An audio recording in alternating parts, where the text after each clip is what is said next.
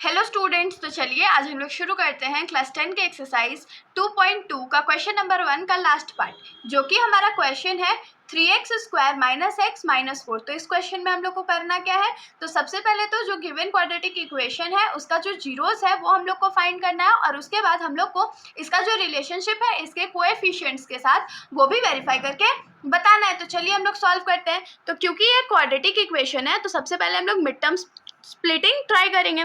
तो mid term split करने के लिए क्या करना पड़ता है, तो कांस्टेंट टर्म को एक्स स्क्वायर के कोएफिशिएंट के साथ मल्टीप्लाई करना रहता है। तो ये क्या हो जाएगा, 3 × 4 = 12 हो जाएगा। तो अब 12 को हम लोग प्राइम फैक्टराइज करते हैं, तो 2 के टेबल में ये 6 बार में जाएगा, फिर 2 के टेबल में ये 3 बार में जाएगा, और उसके बाद हम लोगों को कुछ ऐसा करना है कि आंसर जो है हमारा वो 1 आ जाए, इनफैक्ट -1 आ जाए, क्योंकि माइनस का साइन है। तो 2 × 2 = 4, अगर 4 में से हम लोग 3 माइनस करेंगे तो 1 आएगा ना, और साइन कौन सा है, तो माइनस। तो बड़े में माइनस देंगे, छोटे में प्लस देंगे, क्योंकि प्लस माइनस तो माइनस होता है। तो यहाँ पर हम लोग क्या लिखेंगे, = 3x² - 4x + 3x - 4। तो इन दोनों में हम लोग क्या कॉमन ले सकते हैं, तो सिर्फ और सिर्फ x कॉमन ले सकते हैं। तो यहाँ हमारा क्या बचेगा, 3 बचेगा, और 2x था तो एक x हमने कॉमन ले लिया तो वो x हो जाएगा, माइनस यहाँ पर 4 बचेगा, प्लस इन दोनों में हम लोग कुछ कॉमन ले सकते हैं क्या, कुछ भी कॉमन नहीं ले सकते, तो ये 1 हो जाएगा। तो ये क्या हो जाएगा, 3x - 4।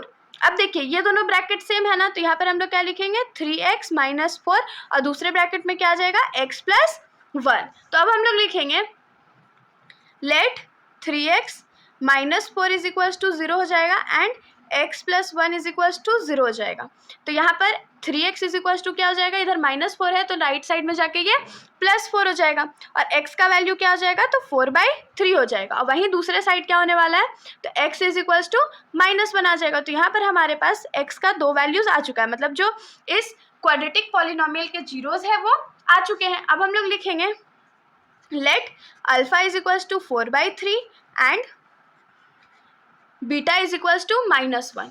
तो अब हम लोग वेरिफिकेशन करते हैं इसके कोएफिशिएंट्स के साथ रिलेशन मैच कर रहे हैं कि नहीं कर रहे। तो हम लोग लिखेंगे वेरिफिकेशन, सबसे पहले तो सम ऑफ जीरोस फाइंड करते हैं ना, तो लिखेंगे सम ऑफ जीरोस = क्या हो जाएगा, तो अल्फा प्लस बीटा, तो ये क्या हो जाएगा, 4/3 + -1।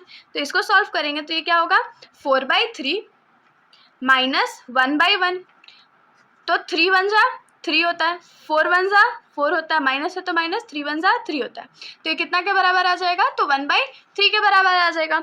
अब सम ऑफ जीरोस का जो रिलेशन कोएफिशिएंट्स के साथ है वो देख लेते हैं। तो सम ऑफ जीरोस कितना के बराबर होता है, तो -b/a के बराबर होता है। तो देखिए इस इक्वेशन में a का वैल्यू हमारा क्या है, तो 3 है ना, तो हियर a = 3 है, b = -1 है, और c = -4 है।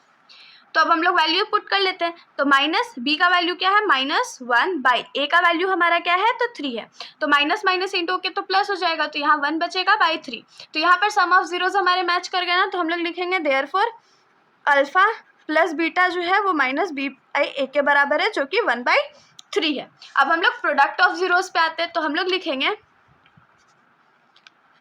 प्रोडक्ट ऑफ जीरोस = क्या हो जाएगा, तो अल्फा बीटा, तो अल्फा इंटू बीटा क्या होगा, तो 4/3 × -1, तो इंटू -1 करेंगे तो सिर्फ माइनस का साइन आ जाएगा, तो ये -4/3 हो गया। अब हम लोग लिखेंगे प्रोडक्ट ऑफ जीरोस का रिलेशन जो उसके कोएफिशिएंट के साथ है, तो प्रोडक्ट ऑफ जीरोस = क्या हो जाएगा, c/a।